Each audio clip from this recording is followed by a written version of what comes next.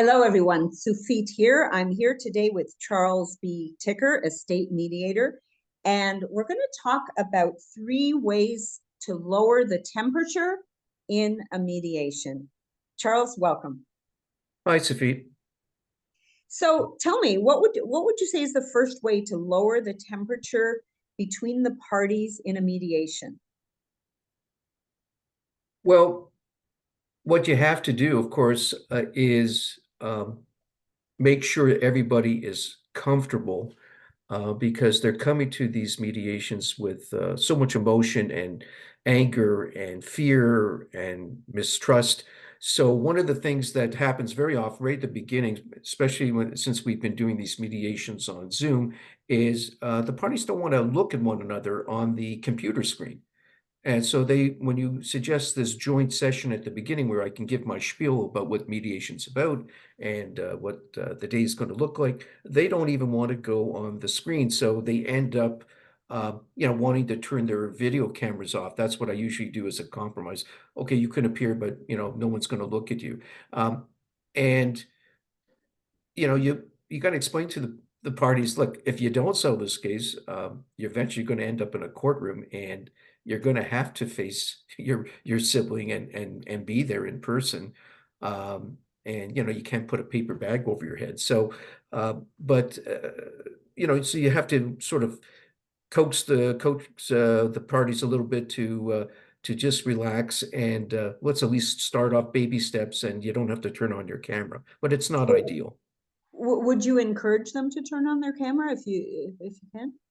Well, I think yes, because the other thing that I see happen, and this is another point, is the reason they don't want to turn on the cameras, they don't want to recognize the other side, their sibling, as a person. So you'll be talking to them and they'll say, they may not even say it's my sibling. They'll be just me, that person or Mr. So and so. They become very formal about it, and so what I might say, oh, you're talking about your sister Mary. I was just talking with Mary, and she wanted me to convey something to you. So that's another way to lower the temperatures, to say, look, you have to look at the person. You may not agree with them, you may not even like them, but they're there and you have to deal with them, and they're another human being. So you got to sort of, Yeah. personify the other side. Yeah, one, I mean, you mentioned one way of doing it would be to be formal about it, Mr. So-and-so, but I guess the other way might be, oh, you mean the bully?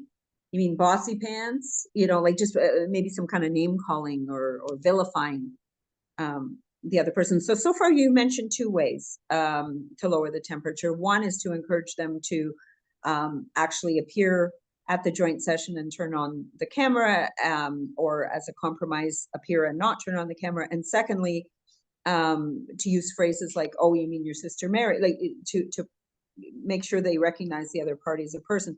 What would you say is the third way to lower the temperature? Maybe in a mediation that's getting out of hand, maybe the parties are screaming and yelling at each other. What would you do in that situation? Well, and I've seen that happen, and where party is so upset that they're actually yelling, and they're yelling at the other party. I mean, through me, and they're like, I'm getting the brunt of it. They're yelling at me, and actually didn't really know how to handle it. But I was recently just back from vacation, and I was rereading for the second time this book by a very well-known mediator, Hesha Abrams, out of the U.S. She wrote a book called Holding the Calm, and she relates a story where one of the parties, she went into the boardroom with one of the parties and his attorney, and he's like yelling, and like I'm not going to go for that, and she would just mimic or mirror rather what he was doing, say, I understand you don't want to go for it, and the two of them are yelling at each other, and finally the party realized, oh, I'm yelling, and gradually lowered the voice. And the attorney apparently was shocked, never seen a mediator yell at anybody. But it had the effect of calming his client.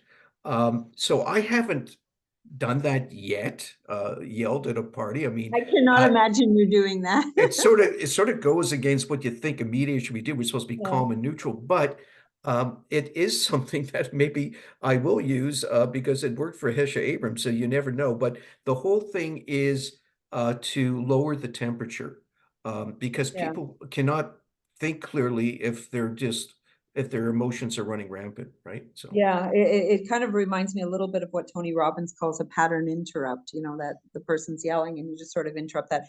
All right, well, our guest today has been Charles B. Ticker, talking about 3 ways to lower the temperature in a mediation. Charles, thank you very much.